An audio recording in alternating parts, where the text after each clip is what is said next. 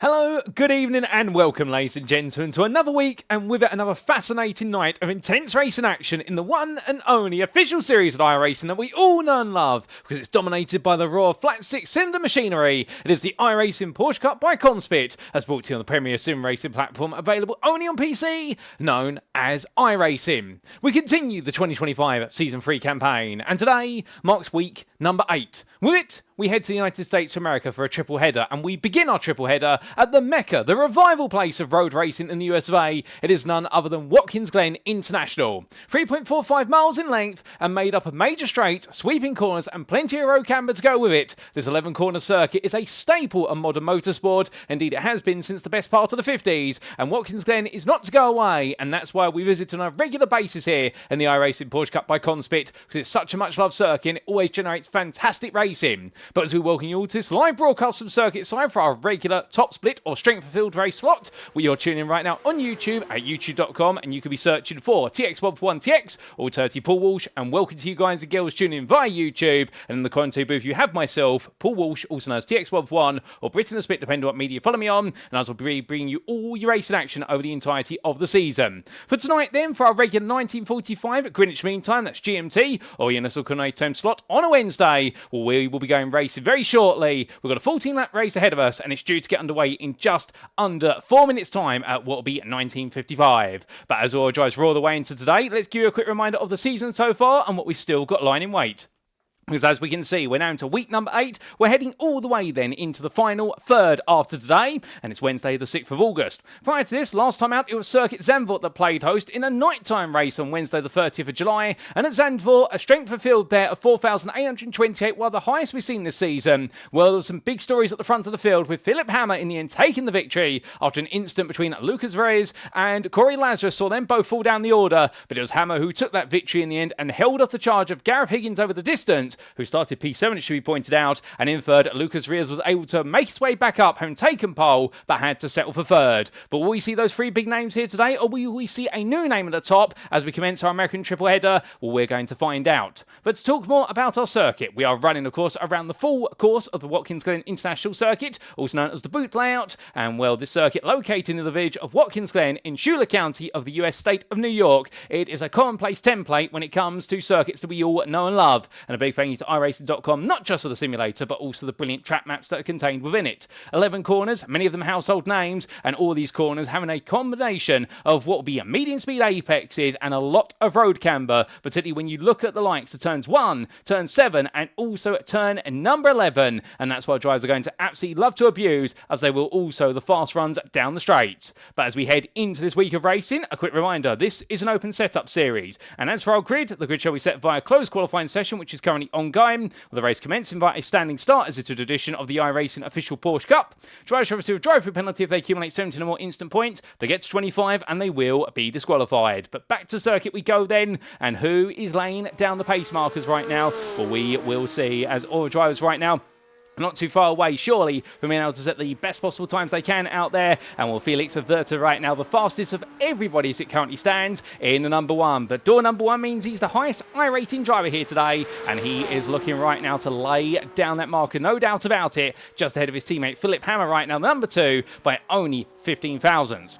Now for our strength of field for this week's Top Split broadcast, it is 5,007. We're getting ever closer to our week 1 opener at Spa-Francorchamps, which was 5,644. And we did have on the grid taking victory at Spa-Francorchamps. Many of you remember at the time the highest I-rating driver in iRacing. I believe he still stands atop the pile. It was Aaron Vasquez there who took that victory ahead of Heidi Noamamasi and Bernardo Faria. But will we see any of them today? I don't think we will. And indeed, we are going to see some new names up there as well as some regulars. And speaking of regulars, we'll complete in his second flying lap. The first to do so, Gareth Higgins leaps his way out to the top of the standings, but immediately is pipped back down to second, then back down to third, as Verta and Hammer both improve there. Higgins made it at 47.172, but all the lap times are coming on in here as Luis Felipe Calderon moves into second place there in the number 10 of 47.123. A lovely lap from him, it should be said. And right now, all those final times are coming in. Everyone seems to be improving, but in terms of drivers who are not improved or not put a lap on the board, here comes Kemal Karus as he heads towards the line. What can he do currently in the number 9? No valid lap time. We cross the line. Is this a valid lap? It is, and that's going to put him into 13th place with a 47.766. Leaves it right at the club close, but gets it done just in time. Good job there for Chris, because otherwise he would have been starting from the very back of the field. Tobias Olsen, meanwhile, well, he's parked up, he's had it off, so Olsen will be starting from the very back, as will none other than Luis Glanier and also Jonathan Lemerson. And Glanier was looking very fast in the practice warm-up sessions earlier today, I should say, and therefore starting all the way from the back. That is going to be a last to first challenge, no doubt about it. But qualifying is complete, ladies and gentlemen, and it seems as though, well, we do have Werther and Luis Felipe Calderon making up your front row of the grid, with Philip Hammer just behind. And Hammer is making a habit of qualifying on the second row of the grid over the course of this season. If he's not on the front row, he's definitely out on the second row. And well, when he started on the front row, many of you may remember Okayama, things going very wrong before he even made it to turn number 1. So I think Hammer will be grateful for the fact he's starting on row number 2 and can work his way forward from there. But that will be your top 3, with Corey Lazarus, his old friend and rival, starting in 4th. And then Gareth Higgins, our runner-up from Zandvoort, starting in 5th place, ahead of Oscar Helguera Rivilla. And then you have this man on screen, Demir Makhmutov. He will start in 7th place as everyone cools on down here, and we are less than a minute before we head to the grid. Now, if you are tuning in right now, don't be shy. Feel free to say hi if you can in the YouTube chat, because we don't bite here. The only biting you'll see will be biting on those carbon ceramic brake discs as our Porsche drivers go into those heavy braking zones, albeit they'll need to bite them carefully. Indeed, they'll need to chew their brakes carefully, because these machines, of course, do not have anti-lock braking systems. No ABS. They're running in Super Cup configuration, as per the real-life motorsport regulations, where these Porsche 992, 911 GT3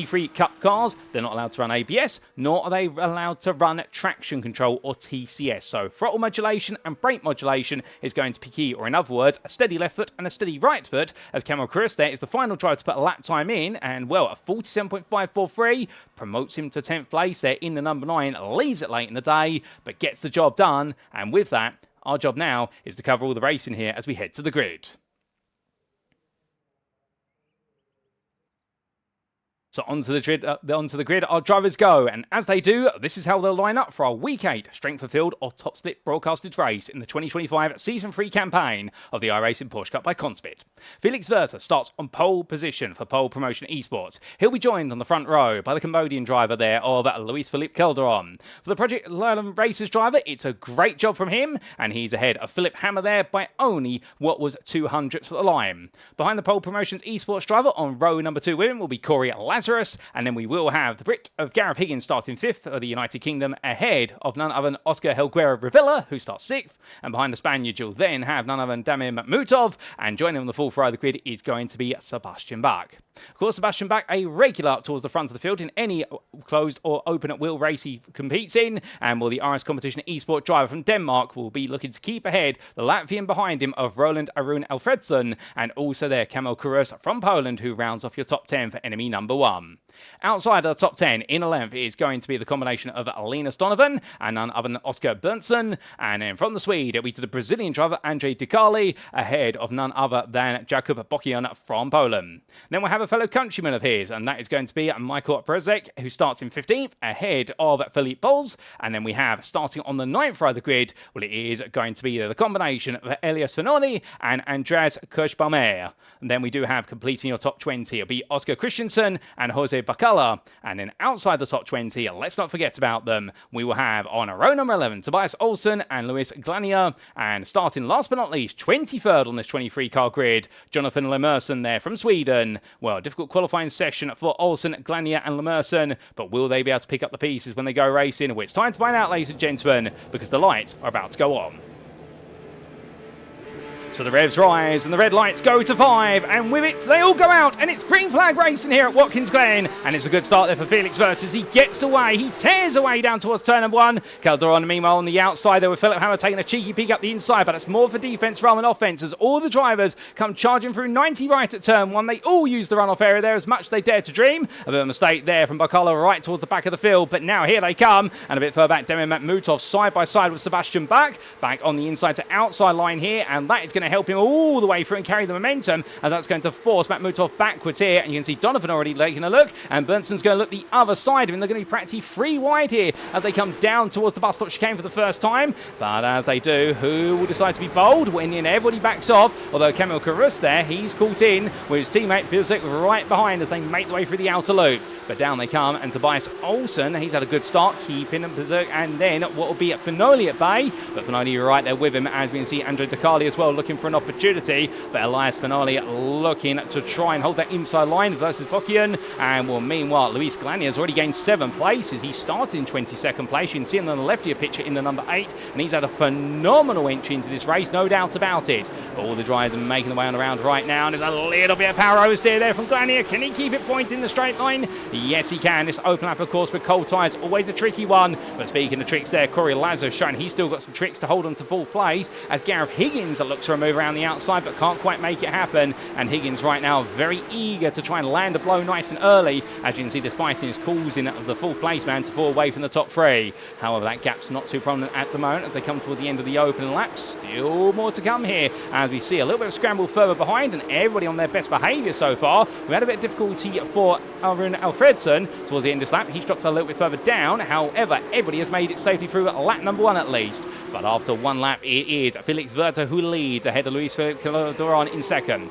Philip Hammer sits in 3rd ahead of Corey Lazarus in 4th as Hammer goes deep. And well, it's going to be a big mistake there for Hammer, and that is going to send him a long way down the order. Down to 8th place goes Philip Hammer, and in his stead, Gareth Higgins, Oscar Helguero Rivera, Roland Aaron Alfredson, and Sebastian Bach have all picked up the places. Then Luis Donovan, in fact, Linus Donovan, I should say, sits in 9th, ahead of Damian Matmutov, who completes the top 10, but not the way Hammer wanted it to go, and went straight on in the end. And I wonder if we'll be able to get a replay of that in short order. But meanwhile, slow run there for one of our drivers on the inside into the bus stop chicane. That is going to be the number 14 of Oscar Bernson there, and I can imagine he's got it all out of sorts, has to take the escape road even more, bounces his way across the grass, whether in the end it's Colderson or where he is, and he does a great job of proving evasive there, and well, everyone's safely on through. But I think a mistake there for Oscar Bernson making his way onto the stretch, and that's cost him a lot of time, and with it now he's got to try and pick up the pieces again. But from there, a bit of a lock up of the brakes. I believe that was a lock up for Sebastian Bach in 7th place, but we come back to the fight for 5th here as we jump on board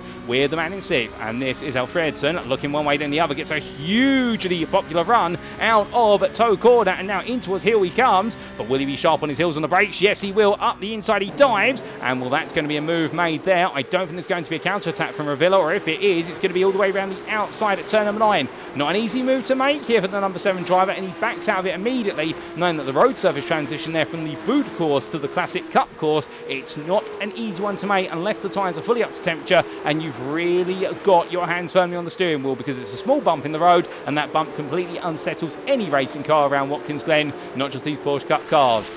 As they come charging past our camera there at full pace, indeed practically taking the camera off the wall. Well, Fredson right now upper place. Can he then go after Gareth Higgins for what will be 4th place? We will wait and see. But further back, we've got fighting outside the top 10 as well. Let's not forget about all our stars on this grid today. As we see Philippe Puls, meanwhile, he started the best part of 2 places further down. Well, oh, goodness me, who went straight on? That was Oscar Bernson there. And well, right now, Oscar Bernson, he's had a bit of a difficult race so far, and he's had even more difficulty because lap number 2 saw him drop 4 places. And well, at the start of this lap, he's dropped a further 4. So right now, he's consistent in losing places, but that's not consistency he wants to have a reputation for. As here comes Jakob Bokian looking around the outside, and the Polish driver will get the move done, the Swede, and moves up into 22nd place. But these guys are a little bit off the pack in front of them, albeit they'll be looking to pick up the pace as quickly as they can. But as they make their way through the bus stop chicane, we come back to Philippe Puls, who we were talking about in the number 20, well, now up into 17th place and looking to gain some more places back, because he did start in 16th place, but he'll want more before all is said and done. He has got a wonderful pack of cars in front of him with which to work against, as we see Andre De Carli in the number 19, trying to break away in 14th place here and starting to open up a little bit of gap. There's Elias Finoli, meanwhile, having to hold on to 15th, and it looks as though Birzek making a bit of a mistake there coming out to toe quarter. That's going to cost him some momentum. He goes defensive, albeit Philippe Puls does not try to make the move initially, looks for it and then backs out, but he's cognizant of the fact and then he does have Kirschbaum-Meyer looking for a move behind. And will Kirschbaum-Meyer there in the number 23, the black and red machine. Well, he's very close, takes a look up the inside. Can he find the move? The answer is no. Through the left-hander they go, and Kirschbaum-Meyer right now having to back off and look for another chance, but definitely very eager to make one as we ride on board with the Austrian driver. Now through the left and into the right he goes, and as he does, right now looking quite hooked up as the new fastest lap of the race starts to come on in, and he comes in from Corey Lazarus at 47.219. Kirschbaum-Meyer meanwhile still in the tow here, looking for the 17th place, and will have started in 18th. He is where he started at the moment. His pace is looking good for a mid-pack finish, particularly a top 15 finish if he carries this on, but will he be able to make a move happen here? Well, the answer seems to be no at the moment, but he's got a lot of time left in this race, and of course some drivers will pride themselves on early gains, others followers will pride themselves on consistency and later gains in the race, and then you have all those in between who are just trying to thread the needle at some point on the circuit. Speaking of which, we do have Michael Bizek looking close behind Finoli here as they come into the bus stop chicane. Can he find a way in? No, he can't. And Finoli, meanwhile, just holds on for a little bit longer. But from outside the top 10, let's come firmly back inside the top 10. And we do see here in 5th place right now, Arun Alfredson losing a bit of time to Gareth Higgins in front of him. He has gained the attentions of Oscar Helger Revilla as Revilla stays close in the slipstream there as they make the way to the brake for toe bend. And a wonderful corner toe bend because you can brake incredibly late and you just feather the brake on. You trail brake up towards the apex and then you just put the throttle in and let the camber of the road do the rest of the work. And of course, the more confident drivers, they will return to full throttle practice as soon as they clear the apex and see the exit curbing out the corner of their left eye, because that is where all the momentum and lap time is to be gained. It really is a roller coaster ride around here at Watkins Glen, and that's what the circuit's known and loved so much because of the fact it really is a circuit. The more confident a driver you are, the more lap time you can find. It's very different compared to a lot of circuits, particularly circuit Zandvoort last week. Despite having a lot of camber in its corners, Zandvoort requires a very disciplined approach, whereas here at Watkins Glen, you really can get the hammer down at most corners, albeit not the final corner, with Alfredson's making his way out at the moment, so otherwise you'll make contact to the barrier, and that's the last thing you want to do. But some oversteer, they're coming through the corner, and hesitation. Well, here comes a move from Ravella, looking up the inside then. This will be the swap for 5th place. Ravella on the inside, and it looks like the number 7 driver there is able to make it happen, at least for now in the TM Customs machine. But he's now got to try and hold on the run through the Esses and on to the second stretch. And that is where the difficulty is going to be, and that's where we'll see the slipstream start to become a major factor, because oil drivers will be running high downforce setups in the cars. They have a lot of rear wing being added to the machine, but it's those in the tow right now who'll gain massively. As you can see there, Alfredson literally latching himself onto the back of Ravella's car as if he is stuck there. Well, in the meantime, as they make their way down, of course, they won't want to fight too hard if they want to keep the rest of the field behind them. But that is the classic, the enemy of my enemy is my friend situation, whereby they're both enemies battling each other, but do they become friends because they've got more enemies closing up behind them? Well, that's only something they can work out to their mutual benefit if they so desire. But from them, we then look to a move here, and this is going to be Ducali up the inside of Karras in towards the loop corner, and through in a loop they come, and up towards toe, and that is going to be Ducali now up into 13th place. Classic move there, and Karras not fighting it too hard, knowing there's more to be gained later on in the race if he desires it. Further back, we've got a bit of a 3 wide scrap here, which is now 2 wide coming into toe bend. This is the battle for 21st, but to be fair, whether it's 21st or 1st, they're enjoying themselves, and there's Oscar Christensen up the inside there of Jacob Bokian as they make their way down the back straight, albeit 3 wide they come as Berntsen looks to the inside, but Christensen says no you don't, and Berntsen says okay I won't. But as the 2 Swedes there exchange blows, meanwhile Bokian goes around the outside. He's got a lot of damage on the rear of that Porsche. That can't be good for rear grip, and as they come up the hill, well, that's going to be Christensen going defensive. Bokian goes deep, they both go deep, and it's going to be 1, it's going to be 2, is it going to be back and forth? Yes it is, and I think Oscar Berntsen just makes a double pass there through turn number 9. Brilliant time in there from the number 14 driver. He may be much further down than he'd like to be, but he absolutely nailed that as they make the way through this lap and on to the next one. Oscar Berntsen right now definitely going for one of the moves of the season, but as he powers his way down the start finish line, well, you can now see Oscar Christensen there. He's going defensive as much as he can into 90 right at turn number 1, and onto the brakes they come here for the battle for 22nd, and it's going to be blocking around the outside and sweeps it away. But we sweep away back up towards the front of the field,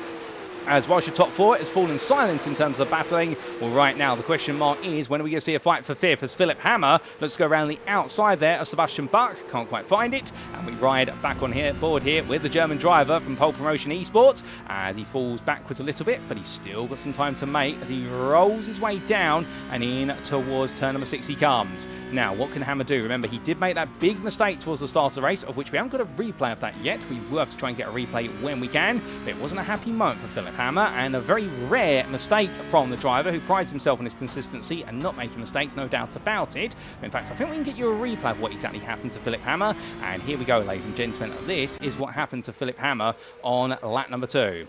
Now, this was down towards turn number 1 as he made his way into the braking zone. Touched the grass there, and the left rear brake locking up, and immediately having to settle the car back down. Front right brake had to lock up as well to calm it down. So that is how Hammer lost the time and lost all those places in the early stages. We then had this happen as well on lap number 2. This was to Jacob Bokian, and well, he was in the midst of the top 15. The number 15 driver here went onto the brakes at the time and lost the rear of the car coming down into the inner loop corner, and a hit to the barrier. That explains where he got the damage from. I think just a bit too much evenness there, and the rear tyre's not quite up to temperature. And well, meanwhile, we've just had this happen on lap number 6, and this was for Jose Bacala as he made his way on around in the number 22, and as he glided into the corner, a similar mistake there to Bockian, in fact, but in the end able to get the car back together or thereabouts.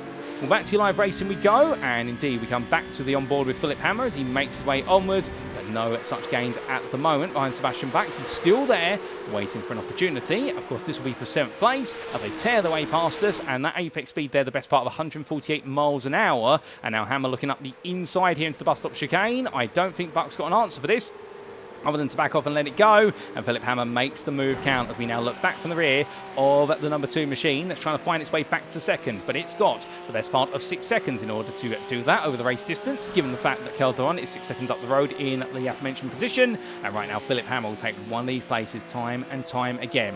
His next target being Roland Aruna Alfredson, who is 2 seconds up the road from him, so now Hammer's really got to get his head down and will look to try and extract the gap.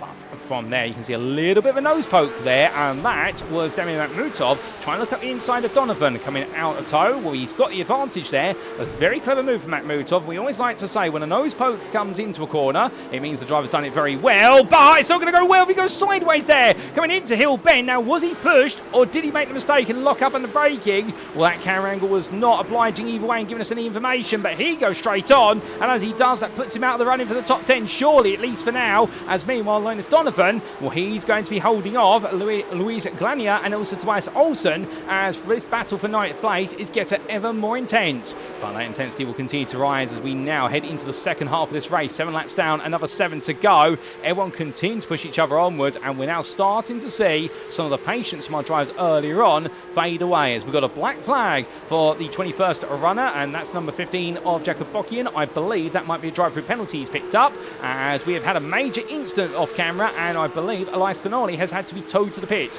We'll get you the story on that when we can, but right now, as they all head up through the Esses, well, Olsen's so close that he could attack the rear of Glania's car if he so desired, but he won't want to do that because otherwise he'll be getting a call to the steward's room afterwards. But what he will do is stay absolutely hooked in the coattails there. Glania's number 8, and heading into that bus stop chicane, he won't want to let it go, and well, Glania doing the same there for Donovan, and Donovan very, very sensitive coming through the bus stop chicane. Into outer loop he goes, and as we look back from the rear of the number 11, I wonder whether Linus Donovan is perhaps struggling a little bit with the direction changes when you do have that chicane. He just doesn't carry anywhere near as much speed as the 2 cars behind him, and that's excluding the slipstream we're seeing. We've just seen that transition from apex to apex for Donovan. It's feeling much more rigid compared to free flying, which is not what you want in one of these cars at those speeds. Remember, you're coming into that chicane at the best part going onto the brakes at about 150 to 160 miles an hour, so having a car that doesn't want to turn through as you decelerate into those apexes, that is not a comfortable car to be driving.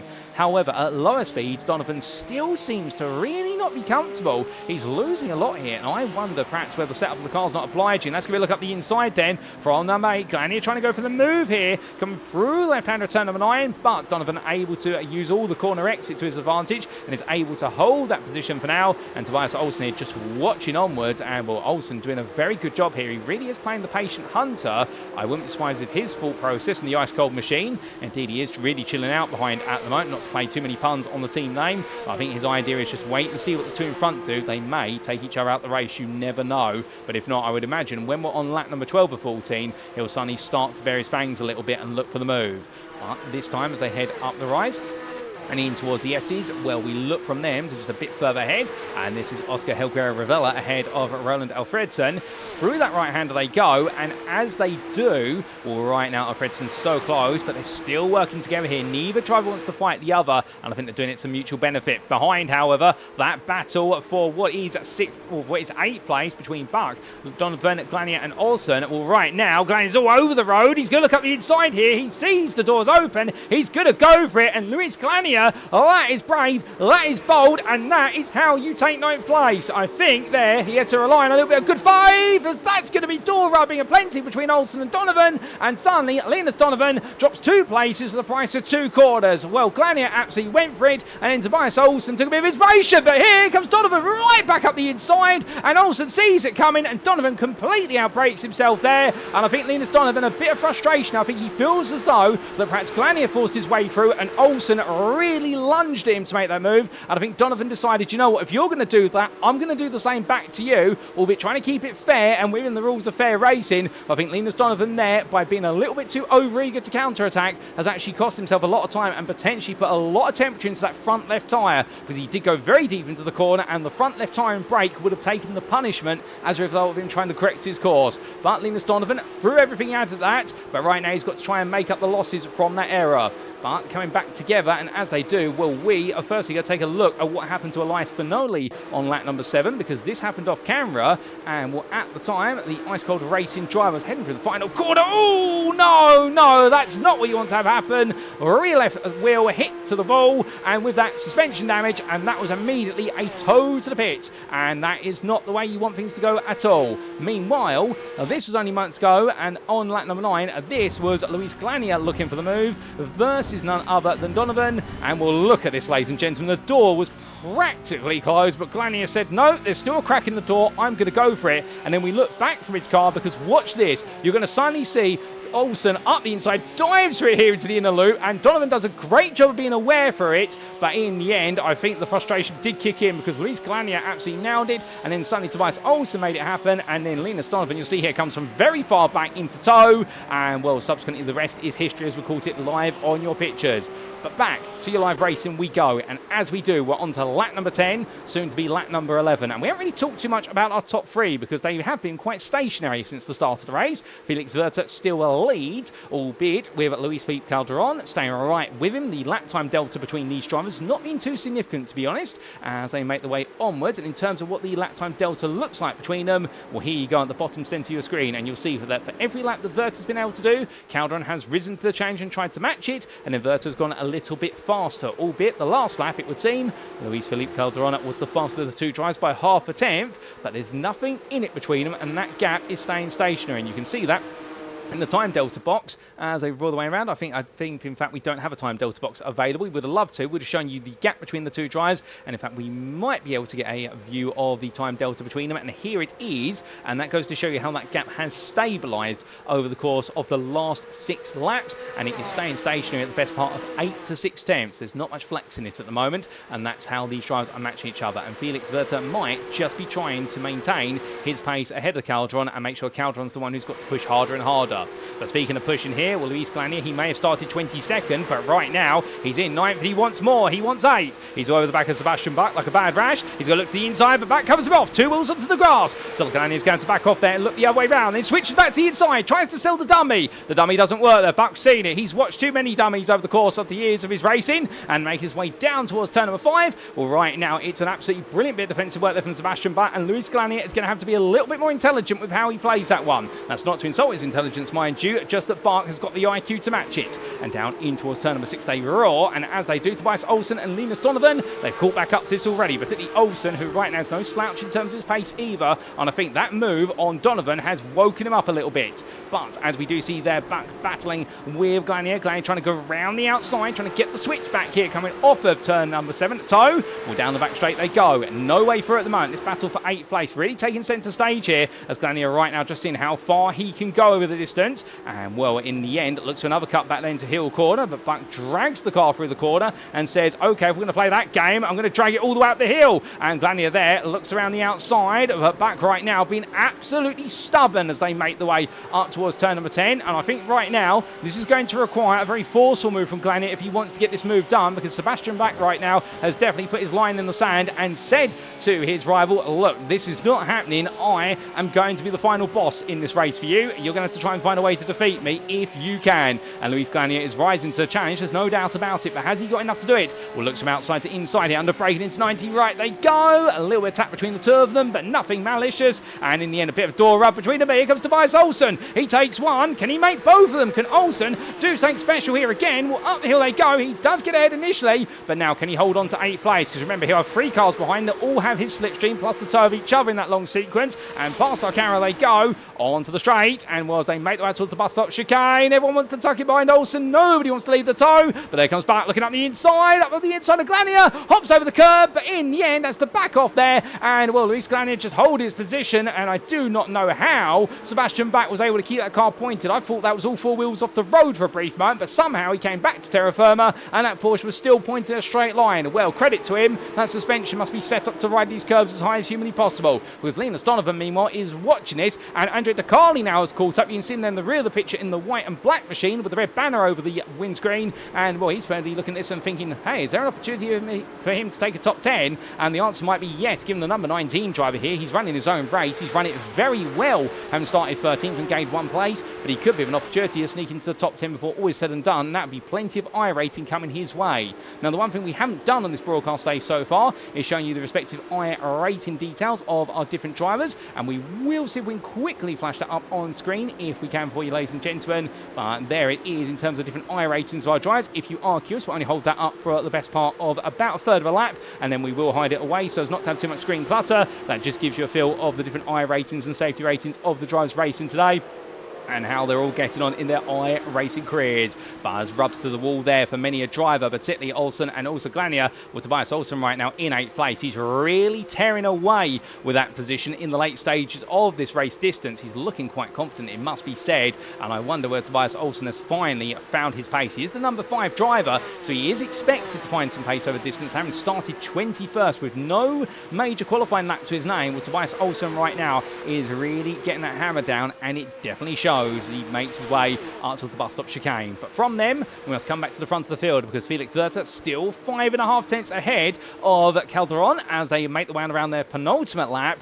However, he doesn't look entirely safe, and Luis Felipe Calderon right now, he's not close enough to think about a move as we ride on board here with the number 2 driver in the running order, number 10 in terms of his door number, but he is eager to try and make a great impression. However, hold the phone, because we need to take a look back at battling here for 8th place again, and this is going to be Buck, Glania, Donovan, and also none other than Andre De Carli. In fact, this is battling for 9th, I should correct myself. They make the way out of the inner loop and in towards Toe Bend, and Glania's got ahead, 2 wide there between Buck and Donovan, and with the 2 similarly painted cars here, I think they're both teammates, in fact. And right now the Nordic drivers both trying to outdrag each other down the backstretch. As you can see there, Luis Glania trying to give the toe to both of them in order to be annoying and make them fight each other. Andre De Carli just watches this from behind and watches it with great anticipation. And we ride on board here as right now you are in the popcorn seat view in the number 19 car in 12th place of Andre De Carli, just watching the rear of Linus Donovan and also Sebastian Bach as they fight each other absolutely mercilessly